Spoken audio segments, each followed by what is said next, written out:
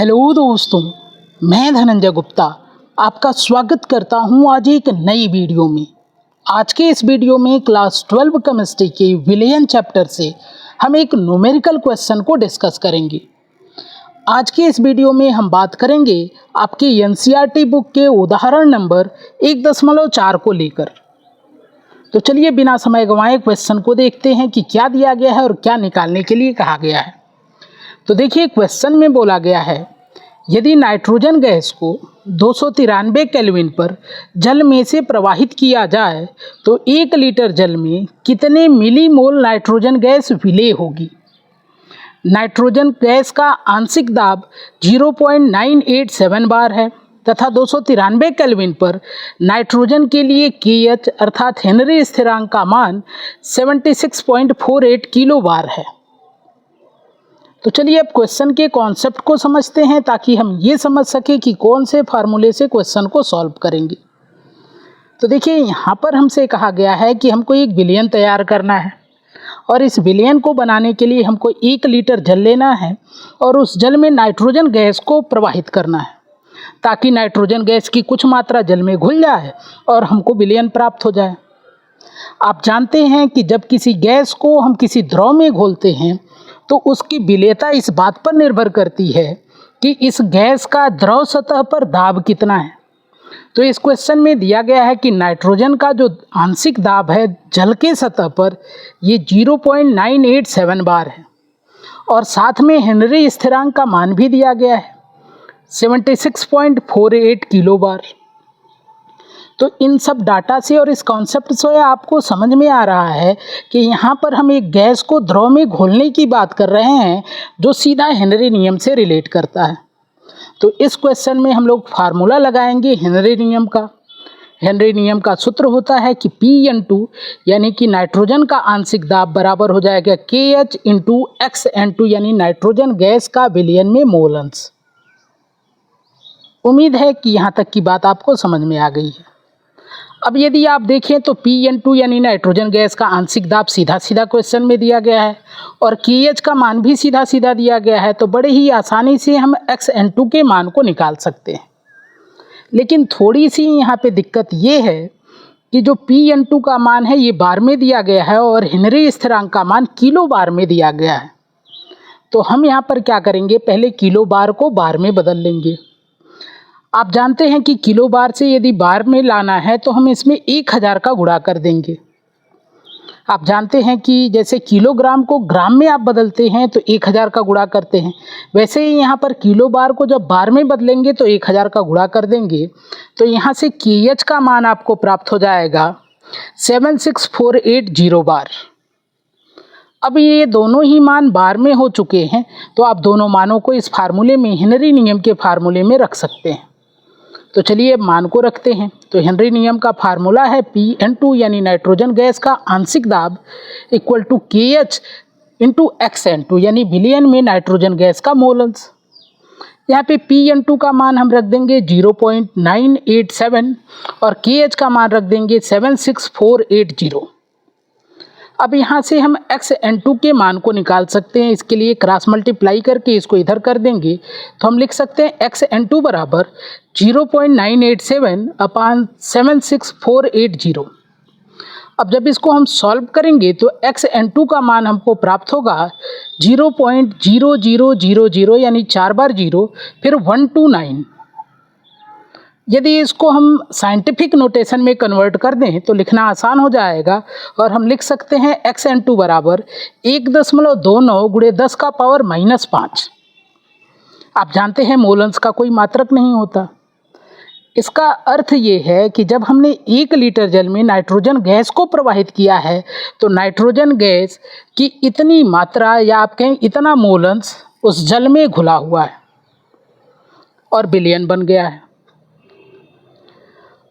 लेकिन हमसे क्वेश्चन में पूछा गया है कि आप बताओ कि नाइट्रोजन गैस का कितना मिलीमोल जल में घुला हुआ है। तो मोल अंश पूछा होता या विलेयता केवल पूछी होती तो यही आंसर हो जाता, लेकिन मिलीमोल पूछा गया है तो इसके लिए पहले हम मोलों की संख्या निकालेंगे कि नाइट्रोजन गैस की कितने मोल जल में घुले हैं और फिर उस मोलों की संख्या को मिलीमोल में कन्वर्ट कर देंगे। तो यदि इस मोल अंश से मोलों की संख्या निकालनी है तो आपको मोल अंश वाला फार्मूला पता होना चाहिए। तो मोल अंश का फार्मूला हम लिख सकते हैं कि XN2 यानी कि विलयन में नाइट्रोजन का मोल अंश बराबर नाइट्रोजन के मोलों की संख्या अपान नाइट्रोजन के मोलों की संख्या और धन जल के मोलों की संख्या। उम्मीद है कि ये फार्मूला आपको पहले से आता है। अब यदि हम बात करें तो देखो, नाइट्रोजन गैस का जो विलयन में मोल अंश है ये काफ़ी कम है और इस आधार पर हम कह सकते हैं कि नाइट्रोजन गैस की जो मोलों की संख्या है विलयन में, यानी इस विलयन को यदि आप देखो, यहाँ पे 1 लीटर जल लिया गया है, इसमें नाइट्रोजन गैस की कुछ मात्रा घुली है, लेकिन जितनी मात्रा घुली है उसको मोल अंश में आप देखो इसका मान कितना कम है। यदि मोल अंश में इसका मान कम है, इसका अर्थ ये है कि नाइट्रोजन गैस के मोलों की संख्या भी विलयन में बहुत कम है। तो देखो यहाँ पे एक लाइन मैंने लिखा है, नाइट्रोजन एक अध्रुवी गैस है जबकि जल ध्रुवी विलायक है, अतः नाइट्रोजन गैस की जल में विलेयता बहुत कम है। आप देख सकते हैं कितना कम मोल अंश इसमें घुला हुआ है, अर्थात विलयन में नाइट्रोजन के मोलों की संख्या भी बहुत कम ही होगी। इस आधार पे हम कह सकते हैं कि जो नाइट्रोजन के मोलों की संख्या है ये बहुत कम है जल के मोलों की संख्या की अपेक्षा। और इस आधार पर इस फार्मूले को थोड़ा हम चेंज कर सकते हैं।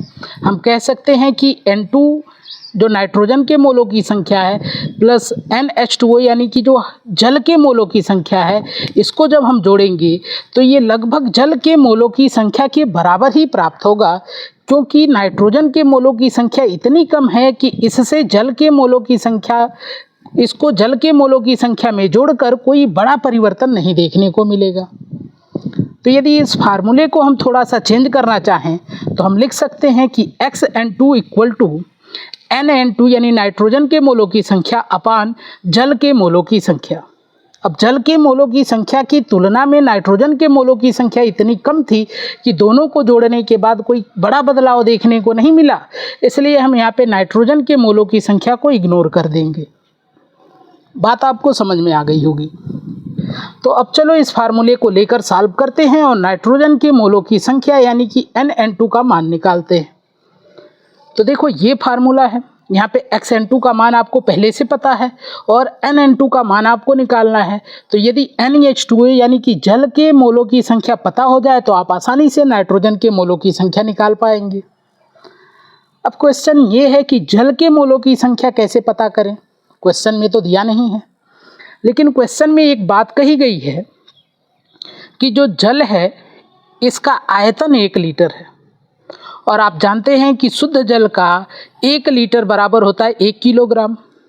यानी हम लिख सकते हैं कि 1 लीटर शुद्ध जल का द्रव्यमान 1000 ग्राम हो जाएगा।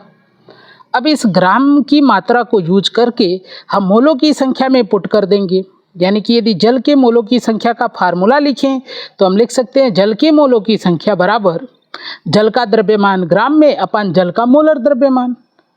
तो जल का द्रव्यमान ग्राम में तो हमको पता चल गया है और मोलर द्रव्यमान हम निकाल लेते हैं। तो जल का फार्मूला H2O, यहाँ पे 2 हाइड्रोजन है तो 2 और ऑक्सीजन का मोलर द्रव्यमान 16 जोड़ा गया तो 18 ग्राम पर मोल आ गया। तो इस प्रकार हमको WH2O यानी कि द्रव्यमान भी पता चल गया और जल का मोलर द्रव्यमान भी पता चल गया। तो इस फार्मूले की सहायता से हम जल के मोलों की संख्या निकाल सकते हैं। तो यहाँ पे हम लिख लेते हैं फार्मूला कि NH2O बराबर WH2O अपान कैपिटल MH2O और WH2O का मान 1000 है और जो मोलर द्रव्यमान है जल का 18 है। इसको यदि हम सॉल्व करेंगे तो हमको मिलेगा जल के मोलों की संख्या 55.55 मोल।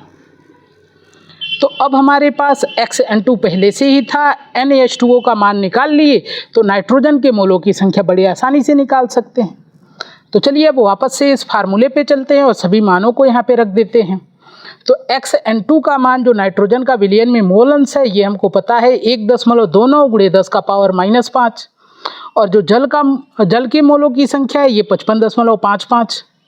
अब इसको क्रॉस मल्टीप्लाई करके हम लिख सकते हैं कि NN2 यानी नाइट्रोजन के मोलों की संख्या बराबर 1.29 गुणे 10 का पावर -5 और गुणे 55.55 और इसको गुणा करने पर हमको जल के मोलों की संख्या नाइट्रोजन के मोलों की संख्या प्राप्त होती है 71.66 इंटू 10 का पावर -5। तो इस प्रकार हम नाइट्रोजन के मोलों की संख्या तक पहुंच गए। लेकिन क्वेश्चन में पूछा गया था नाइट्रोजन गैस की मात्रा मिलीमोल में बताइए। तो अब मोल को मिलीमोल में बदलेंगे। आपको ध्यान रखना है कि 1 मोल बराबर 1000 मिलीमोल। इस आधार पर यदि हम इतने मोल को मिलीमोल में बदलें तो हम लिख सकते हैं नाइट्रोजन के मिलीमोल में मात्रा 71.66, जो ये था, गुणे 10 का पावर -5, और इसमें हम 1000 का गुणा कर देंगे, यानी कि 10 के पावर 3 का गुणा कर देंगे, तो ये जो मोल है ये मिलीमोल में कन्वर्ट हो जाएगा। अब ये गुणा कर देंगे आप तो क्या प्राप्त होगा, यहाँ से 3 + 3 - से कैंसिल हो जाएगा और नाइट्रोजन की मात्रा जो मिलीमोल में है वो प्राप्त हो जाएगी 71.66 × 10 का पावर -2, जिसको यदि आप दूसरे ढंग से लिखना चाहें तो आप लिख सकते हैं कि NN2 यानी कि नाइट्रोजन के मिलीमोल की संख्या बराबर 0.716 मिलीमोल, और ये हो जाएगा आपके क्वेश्चन का आंसर। तो बड़ा ही कंसेप्चुअल क्वेश्चन था। मैंने स्टेप बाय स्टेप बहुत सिस्टमेटिक तरीके से आपको समझाने की कोशिश की। उम्मीद है कि पूरा क्वेश्चन आपको समझ में आया है, आपको वीडियो भी पसंद आई है। यदि वीडियो पसंद आई है तो वीडियो को लाइक ज़रूर करें, अपने दोस्तों के साथ शेयर करें, हमारे चैनल को सब्सक्राइब करें, बेल आइकन को प्रेस कर लें और वीडियो से संबंधित अपने विचार को कमेंट बॉक्स में लिखें। मिलते हैं आपसे अगली वीडियो में नए क्वेश्चन के साथ।